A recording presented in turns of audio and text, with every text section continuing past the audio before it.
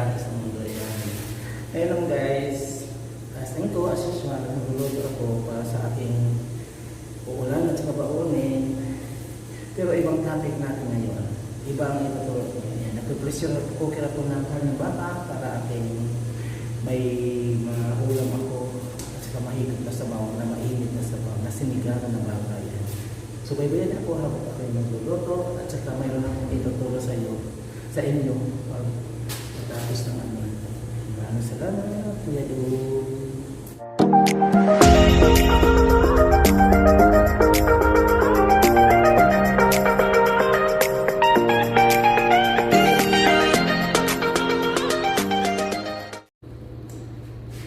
Ito na ngayon ang mahal. Tapos na yung lumambot na yung pinakuluan natin baka. Ayan, ilipat na natin dito.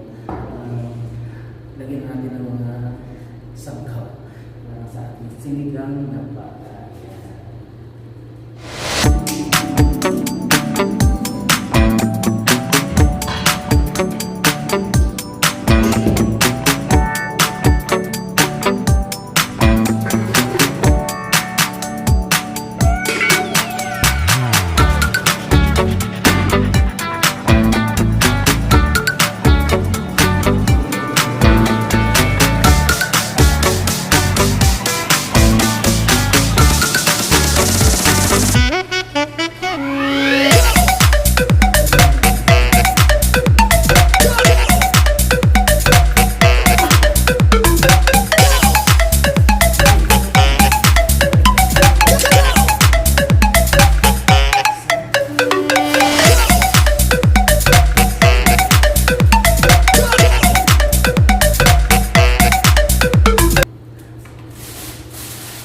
Gabi ako, ihaluan ko ng gabi.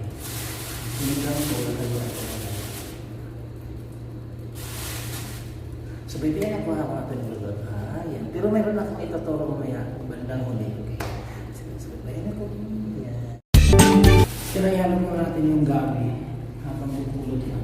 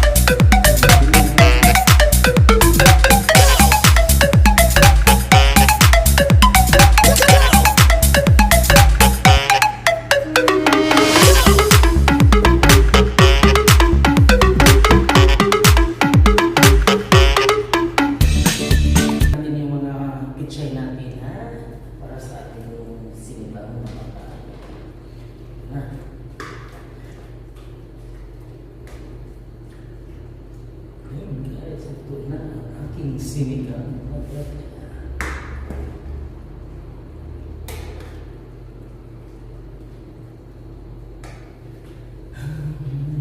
Yan, luto na guys.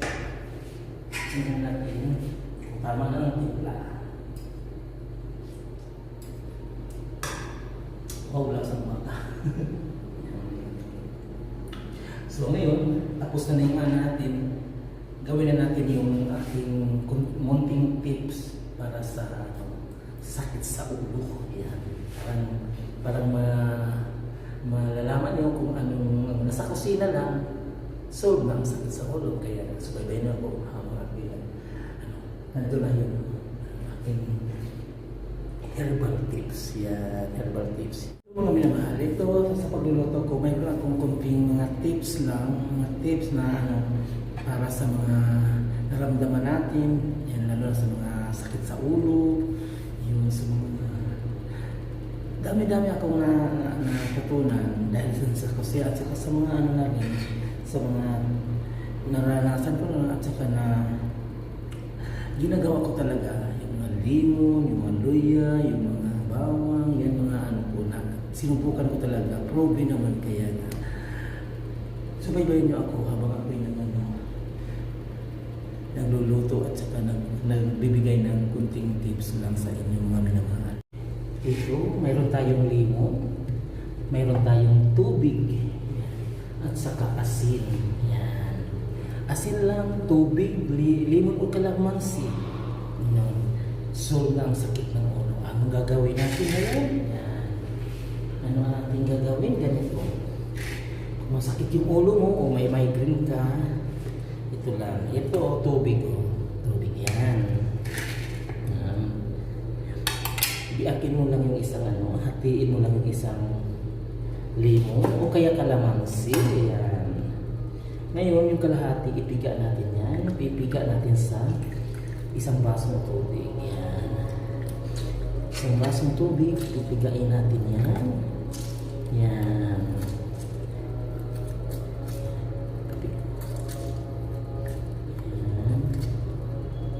Yun, pwede kalamansi, mga 2 o 3 kalamansi sa isang baso, okay yun. Yan. Yan, ganito. Hindi, napigan natin, lagyan natin ng kunting asin. Huwag asukal. Asin lang. Solve na ang sakit ng ulo mo.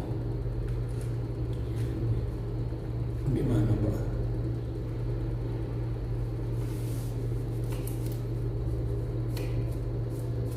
So, kunting asin. Ihalo natin ang kunting asin. Ganun lang guys. So, nahalo na natin ang kunting asin. Yun, hinaluan natin ang kunting asin. Ang ating limon, ito ang inumin natin. Pag sobrang sakit yung ulo na hindi mo makaisip kung anong gagawin mo, ito lang ang solve. Limon, asin, at saka tubig.